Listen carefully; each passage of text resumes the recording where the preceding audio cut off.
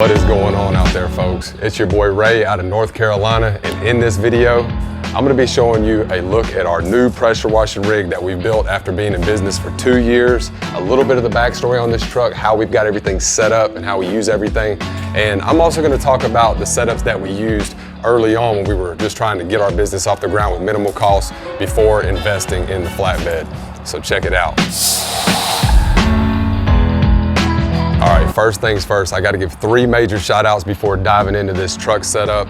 Number 1, shout out to Big John. Without you, brother, none of this would have been possible. Not only are you my best friend, you're one of the most hardest working and loyal people that I've ever met. So man, I appreciate you big time, bro. Next is Rusty Lasker down in Florida.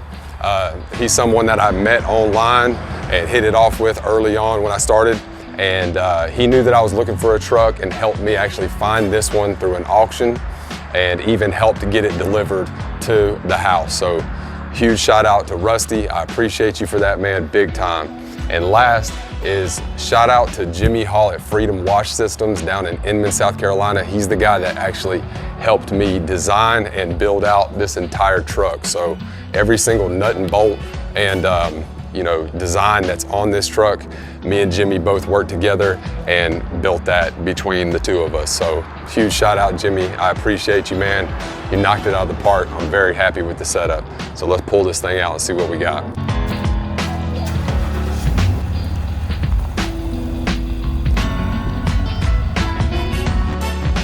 All right, so let's dive straight in. Now I'm gonna give you a look at all 3 sides of the truck so you can see all the equipment that's on here, and then we'll get a more close-up look at the soft wash system and the pressure washers on here so you can see how all that's plumbed up. Now, what you see here is a 2014 Ford F350. My boy Rusty helped us find this truck and also coordinate getting it here to North Carolina, so huge shout out to him. When we got this truck, it was an old fertilizer / landscaping truck. It had some old aluminum boxes down here that were all beat up and small. We trashed those. Also trashed all the old equipment that was on the bed here. It was all junked out for the most part, and we started from scratch. Now we got all the fertilizer stains up, put some paint down, clear coated that. We welded on the ladder rack, put a custom ladder rack up here so we could get the lettering and all that on there as well. And then ended up going with a wrap this time over the lettering. And I'm really glad that we did because I feel like the wrap just looks a whole lot cleaner. It looks a whole lot nicer. So it just made everything really pop well. So we went with a local company on that, and they pretty much knocked it out of the park for what we were trying to accomplish with that. I think it was $2,000 for the cab to get wrapped, along with the lettering that you're gonna see on the uprights and the verticals here. So anyway, we'll start from back here. What you see is 18-inch Titan electric hose reels. Now, the only regret that I have about the electric hose reels is that I didn't do it sooner. This has been a game changer for us as far as like fatigue and getting all worn out on the job. I just believe it's improved every aspect, not having to crank up each and every hose, each and every job. It saved us a lot of time and heartache and pain. So definitely recommend switching to those electric hose reels as soon as you can financially do that. It's helped us out a lot. Now, we've got up here a high pressure hose that's feeding our 8-gallon a minute Pressure Pro hot water skid. And below that, we've got another high pressure hose that's feeding our 8-gallon a minute cold water unit, which is a Bandit with a Comet pump on it, which is really performing well for us. And beside that, what we've got is 3/4 inch Flexzilla hose. We really like that Flexzilla. And below that, we've got our soft wash hose, which is a 5/8 Curry Tech soft wash hose. Now moving over, this is where our soft wash system console is, the blend manifold and the pump and the system down here. So we've got our main power on and off. Beside that, we've got our manual switches where we can turn on the pump or off, or turn the pump on and off. And we can also turn our soap on and off through our 3-way electric banjo valve here.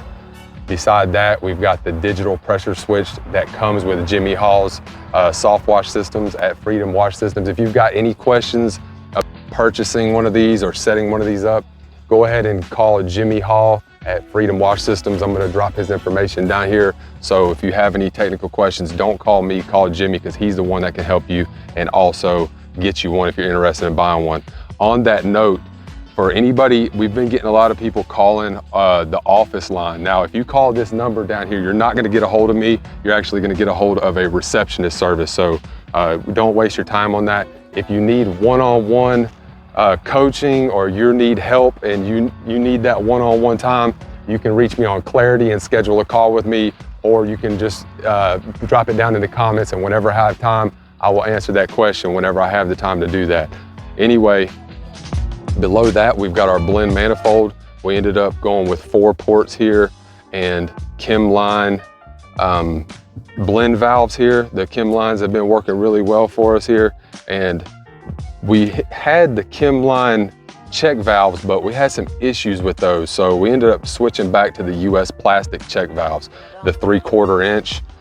We wanted to get the maximum flow that we could to the soft wash system. So we wanted to keep everything 3/4 inch. I had no problem with the GF valves, but like I just said, we weren't able to get the GFs in the 3/4 inch, so we went with the Chem lines. The only problem was the Chem line check valves. We switched to the US plastics, now everything's working nice again. So anyway, that's this side of the truck. So we'll go ahead and go to the back end, and I'll show you the pressure washers and setup back there. You can see we went ahead and put some advertisement back here as well. We really weren't sure how we wanted to do that. So when we had the truck wrapped, we decided to just have them make us a custom, I think this is fiberglass or something, but they made this custom sign here, and we bolted it into the back so we could get some advertisement with the number and website back here as well. Now, above that, we've got our cold water unit, the GX690 Bandit belt drive with a Comet pump. Now, this thing has been a rock star for us. It's a great machine. We really love it. It's great for cleaning concrete. Beside that, we had this custom storage welded on here for the surface cleaner. We're running that Whisper Wash Ground Force 24 inch with the 2 tips in it. This thing is awesome. We love it as well. And above that, what you see is our Pressure Pro hot water skid that we've been using. Now, behind this unit, let me give you guys a close look into the belly. All right, so if we hop up in the back of the truck, this is where we keep our cones. This is also where we keep our water-fed pole filtration system back here. We just sit that back there. We've also got a couple buckets for when we're cleaning gutters. And then we've got that sludge sucker back there. Now on the plumbing, we went with that 525-gallon buffer tank, so we'd have plenty of water on our big commercial jobs. And we ran some big plumbing on there. I think we got 1.5 inches on one side. That's feeding the Pressure Pro there. And then it's also going to a 3/4 inch that's feeding the soft wash over there. And then our other cold water unit has its own dedicated 1-inch line going down there. So on the tanks, we have a 55-gallon bleach tank that we use for our sodium hypochlorite. And we've got our 14-gallon surfactant tank.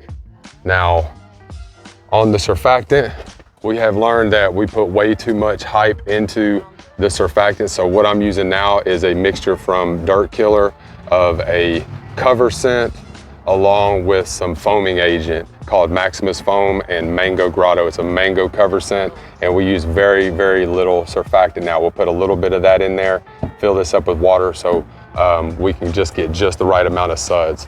So if you need any of that, I'll put a link down below where you can find the products that I get from Dirt Killer so you can check them out. Moving on, let's take a look up here real quick at the ladders. So from right to left, we've got our 32-foot ladder that we rarely use. And then we've got our 28-foot ladder that we use almost daily. For most jobs, we can get by with that 28-foot ladder. But every once in a while, when we get on the big jobs, we'll need that 32. A lot of guys say to get a 40. I personally have not had any job that we couldn't get with that 32-foot ladder. And we've been on some very big projects, upwards of 10,000 square feet homes, luxury real estate, along with some big commercial projects. And then we just got the little step ladder that we like to have for, you know, just odds and ends. Sometimes you'll need to go inside a patio or somewhere where you can't get these big ladders in. So we always like to have that. And then what you see right here is a fall arrest system here that is used for getting on very hard to reach roof pitches, and it's called a roof goat. So we don't have to break that thing out too often, but it is nice to have on the truck because it's gotten us out of a bind a couple of times before. So check that roof goat out if you're interested in getting that. It's definitely upped our game on the safety aspect. So anyway, that is a look at the back of the truck. One last thing that we've got here is we put a vise on the back here. So whenever we have to, change a fitting out or do any work in the field, we've got a vise on the truck that we can, slide the hose into and then do some work without having to fight it too bad. And then down here, what we've got is a camouflage pop-up tent. So if we're ever in a real bad bind out in the field and there's nowhere to use the restroom, we can pop that thing up and handle our business. So anyway, let's take a look at the other side real quick. On this side of the truck, we've got our hot water skid, which is a Pressure Pro with a GX630 with that general pump on there. This pump has worked well for us. The whole entire unit's been good for us. We love having that hot water because it really helps you stand out from a lot of the competition that doesn't have it. You can use it in your verbiage for driveway cleaning and even house washing or getting grease stains up. But just to when you tell people that you have that hot water and you can steam clean surfaces, they like to hear that. It just makes you stand out, like I said. Now, from front to back, we ended up putting together a box here to put all of our pump ups in. We've got our pump up sprayers filled with all of our chemicals in here. Now I'm gonna end up doing another chemical lineup video soon because almost all my chemicals have changed as we've gotten more experience and dialed down and figured out which ones work best for us. So look out for that in the future. Definitely like and subscribe down below if you haven't done that yet, and be looking for that. Now we're able to fit 1, 2, 3, 4, 5 pump up sprayers in here, and our brushes and everything tucked down nicely back in behind in this little compartment. And we just use these little twist ties from Lowe's to strap it down here to the frame on the skid. Now we'll go ahead and open the box up and show you what we've got in here. This is our storage area. This is where we're going to keep all of our extra fittings and downstream injectors. We've got work gloves and tools. We've got our downstream and bypass kit in here that we use. We've got our cougar paws that we use for getting on the roofs that are hard to reach. And then, just all the miscellaneous stuff, the Sure tape that we use for covering up doorbells and light fixtures, some little small cones, and all of our tips and stuff like that. So the boxes have plenty of room in them for us to be able to keep our storage there. Now, right here, we've got our batteries that feed the soft wash system. This soft wash pump that we're running now is a somewhat new system. Not many people have them. Only a few people are running them right now. I've kind of been a test dummy, if you will, on the whole system. But so far, so good.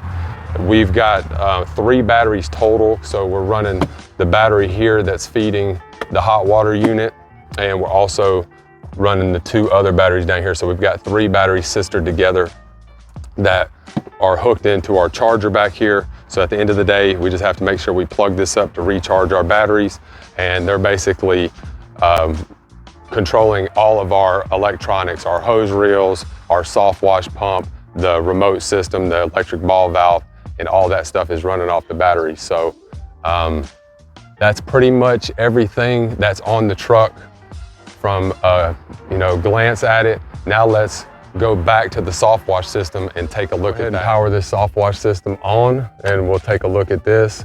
Now we've got power to our circuit board over here. Our pressure switch is showing power, and we will open up our box here and take a look at this thing. Now, this is the Pumptec X series pump. This is an X6. I think they make a 4 or 5, and this is the 6, the biggest one.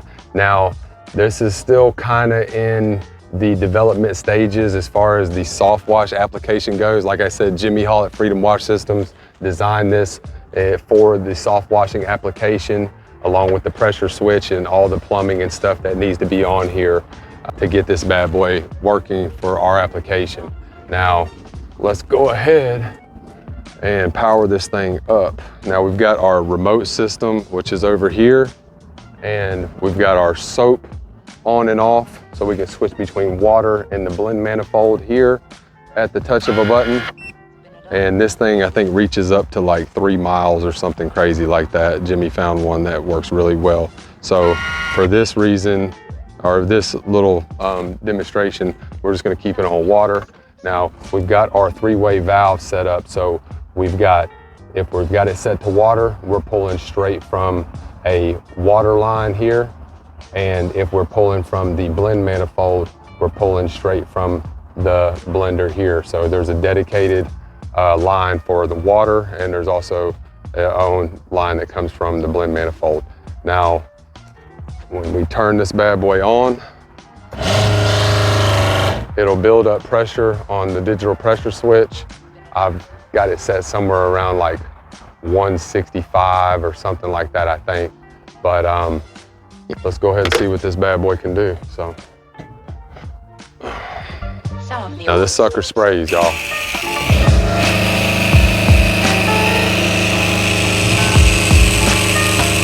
And one of the cool things about this is it's got a real good amount of PSI for a soft wash pump. You know, when I'm spraying, the PSI is at 144,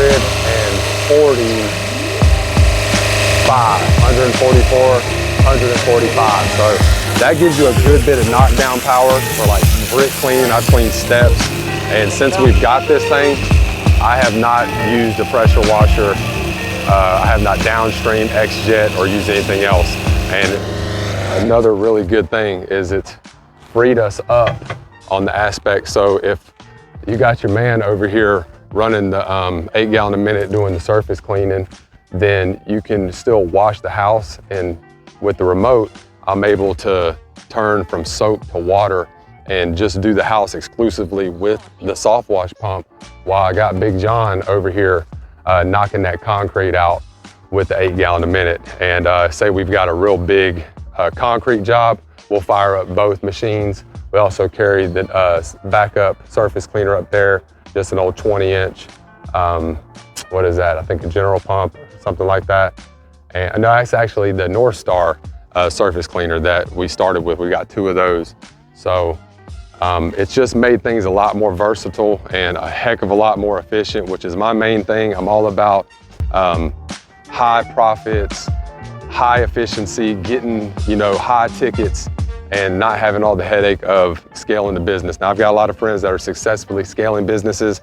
It's not what I'm ready to do right now. It's not what I'm interested in. I'm more interested in offering very high quality from start to finish, and building, you know, real good relationships with my customers and maximizing profits that way. So if you are going to scale your business, this is definitely not something you would want to do. And I want to warn guys before going crazy and investing into all types of bells and whistles. You don't need this. You don't need this at all, which is going to lead into the other thing I wanted to talk about, which is the setup that I started with and the setup that I bought after we started generating a little bit of revenue.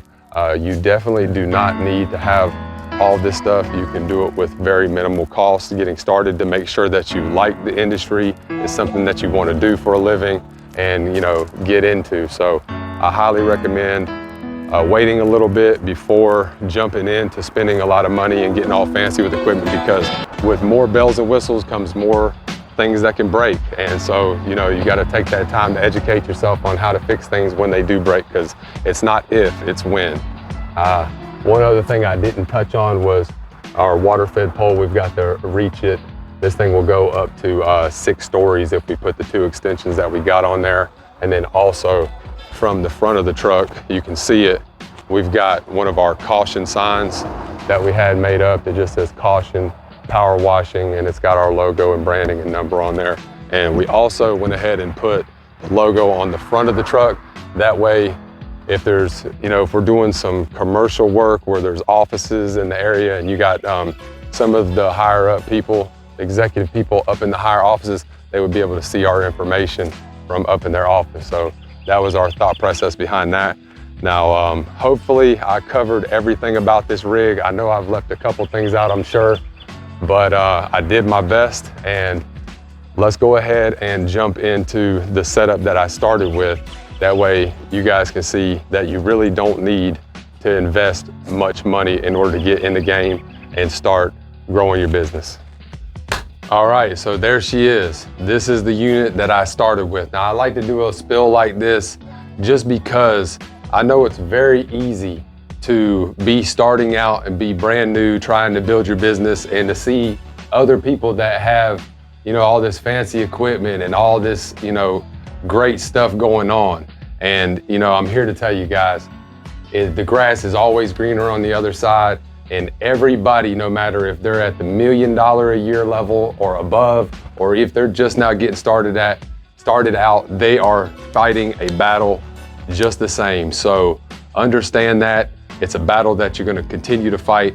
But I wanna show you this because 2 years ago, this is what I started with. You know, I had a job I didn't want to go to anymore, decided that I was going to make a change, and started going broke, had the 2K, invested in this 4 gallon a minute, 4,000 PSI machine, along with a 35 gallon buffer tank, and threw this in the back of my pickup truck, and was able to make it happen from this initial investment, you know, with the hoses and the other stuff, around $2,000. So guys, don't get twisted up thinking that you have to have all this fancy equipment in order to succeed in your pressure washing business. This is a very, very humble and affordable startup system that can also produce great professional results and get you in the game. So I just wanted to show you guys this. Also, I'm going to try to find the picture of the first house that I did when I had this system and this setup, so you guys can see that, you know, when you get further along in your business venture, those are the times that you're gonna hold the most valuable. If you talk to old cats that's been in the game for a long time, when you start opening up and talking to them, they're gonna tell you about all the struggles and the hard times. This is the stuff that is really valuable. So when you're going through that initial stage, try to remember to smile and enjoy it, because it's something that you're gonna hold very dear to your heart if you end up sticking with it and pulling through and succeeding in your business. So anyway, that's all I got for you guys today. I hope you enjoyed the video. If so, please hit me with the like and subscribe down below. And as always, keep on hustling, keep on grinding, and shining like a diamond. We'll check you later. Peace.